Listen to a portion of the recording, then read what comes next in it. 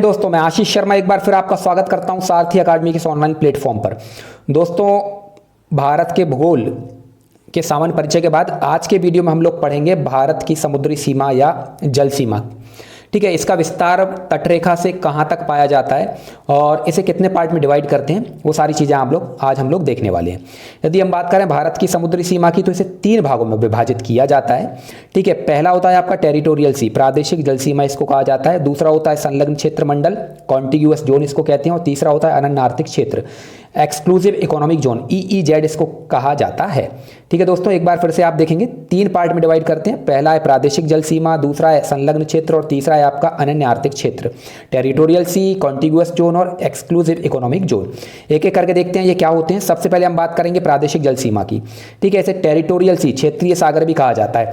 इसका विस्तार तट रेखा से 12 नॉटिकल मील, दोबारा सुनेंगे, तट रेखा से 12 नॉटिकल मील, 12 समुद्री मील तक इसका विस्तार पाया जाता है।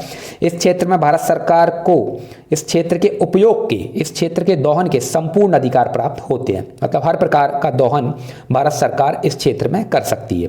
इसके बाद अगला क्षेत्र आता है अविच्छिन्न मंडल, या इसको संलग्न मंडल या फिर कॉन्टिग्यूअस जोन भी कहा जाता है। ठीक है, यदि इसकी बात की जाए तो इसकी वैसे तो तटरेखा से दूरी या इसका विस्तार तटरेखा से होता है कुल 24 नॉटिकल मील, अर्थात कुल 24 नॉटिकल मील। लेकिन यदि हम बात करें इसकी विस्तार की, तो प्रादेशिक जल सीमा के आगे 12 समुद्री मील का जो एरिया होता है उसको और जोड़ दिया जाता है। ठीक है, तो अविच्छिन्न मंडल कहां से कहां तक होता है इसका विस्तार? प्रादेशिक जल सीमा के आगे 12 नॉटिकल मील और तट रेखा से यदि बात की जाए तो 24 नॉटिकल मील तक का एरिया जो है वो अविच्छिन्न मंडल या संलग्न मंडल कहलाता है। अब इस क्षेत्र में क्या क्या अधिकार प्राप्त होते हैं? तो भारत सरकार को अप्रवासी कानून, राजकोषीय जो नीतियां होती हैं, सीमा शुल्क हो गया, वित्तीय अधिकार प्राप्त होते हैं, प्रदूषण नियंत्रण आदि संबंधी जो अधिकार होते हैं वो भारत सरकार को अविच्छिन्न मंडल या कॉन्टिग्यूअस जोन में प्राप्त होते हैं।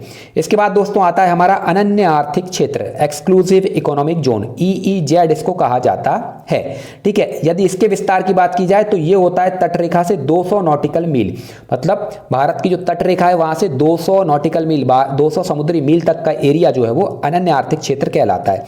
इस क्षेत्र में भारत सरकार को जल शक्ति के संचालन का, खनिज संपदा के अधिकारों का, सागरीय संसाधन जितने होते हैं उनका दोहन करने का, प्राकृतिक संसाधन हो गए, वैज्ञानिक अनुसंधान हो गए, इन सभी के दोहन का संपूर्ण अधिकार भारत सरकार को प्राप्त होता है। ठीक है, तो 3 भागों में हम लोग बांटते हैं। एक हो गया प्रादेशिक क्षेत्र, हो गया प्रादेशिक सीमा हो गई, टेरिटोरियल सी हो गया, दूसरा हो गया आपका कॉन्टिग्यूअस क्षेत्र, अविच्छिन्न मंडल, और तीसरा हो गया अनन्य आर्थिक क्षेत्र। और क्या क्या अधिकार सरकारों को प्राप्त होते हैं वो भी हम लोगों ने देख लिए। ये एक अंतर्राष्ट्रीय विभाजन होता है दोस्तों, इसी प्रकार किसी भी देश की समुद्री सीमा का डिवीजन होता है। अब इस डायग्राम से आप समझ पा रहे होंगे भारत की जो समुद्री सीमा है। यदि हम बात करें दोस्तों इसकी, ये वाला जो डॉटेड एरिया आपको दिखाई दे रहा है ये तटरेखा हो गई, और यहां से ये वाला जो लाइन जा रही है आपकी 12 नॉटिकल मील, ये कहलाएगा आपका प्रादेशिक जल सीमा।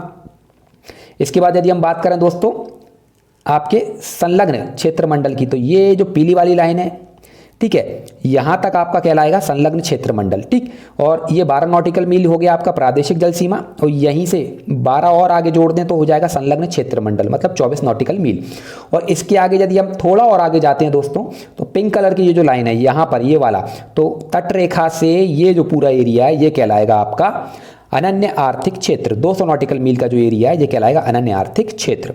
तो ये हमारी सीमा रेखा हो गई, मतलब जल सीमा हो गई, समुद्री सीमा हो गई भारत की। ठीक है, और कुछ बेसिक फैक्ट वर्तमान में यदि बात करें हम भारत की, तो भारत में कुल 28 राज्य हैं, 8 केंद्र शासित प्रदेश हैं, वो सभी को पता होगा।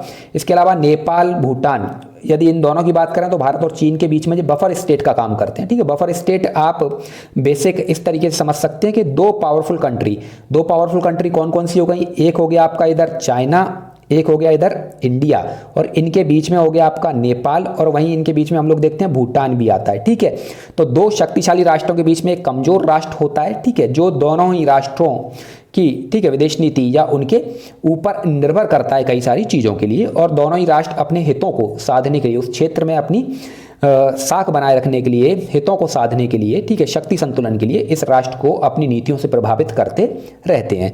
तो ये बफर स्टेट कहलाते हैं, जो 2 शक्तिशाली राज्यों की सीमाओं को प्रत्यक्ष रूप से मिलने नहीं देते हैं, उनके बीच में एक कमजोर राष्ट्र के रूप में विद्यमान होते हैं। ठीक है। इसके बाद आता है दोस्तों एडम्स ब्रिज या राम सेतु। तो ये हम सभी को पता है, रामायण में इसका वर्णन किया गया है। एडम्स ब्रिज, राम सेतु या आदम का पुल इसको कहा जाता है।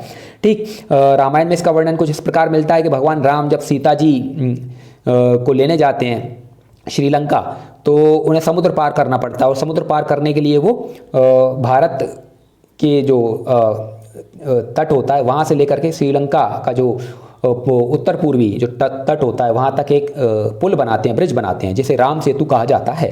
ठीक है, तो ये कहाँ पर विद्यमान है? ये भारत और श्रीलंका के बीच में है। तमिलनाडु के धनुषकोडी और श्रीलंका के तलैया मन्नार को एक दूसरे के जोड़ता है, और इसे प्रवाल द्वीप भी कहा जाता है, ठीक है, ज्योग्राफी में। इसके अलावा पम्बन द्वीप ये रामेश्वरम में स्थित है, जो एडम्स ब्रिज का ही एक भाग माना जाता है। तो ये दोनों ही, ठीक है, थ्योरी इसमें चलती हैं। रामायण में भी इसका उल्लेख मिलता है राम सेतु के तौर पर, और ज्योग्राफी में जो आधुनिक वैज्ञानिक है वो इसे एक प्रवाल द्वीप की संज्ञा देते हैं। ठीक है दोस्तों, तो आपको ये वीडियो पसंद आया होगा तो वीडियो को कृपया लाइक करें, चैनल को सब्सक्राइब करें और शेयर करना ना भूलें। अगले वीडियो में फिर मिलेंगे, तब तक के लिए जय हिंद, जय भारत।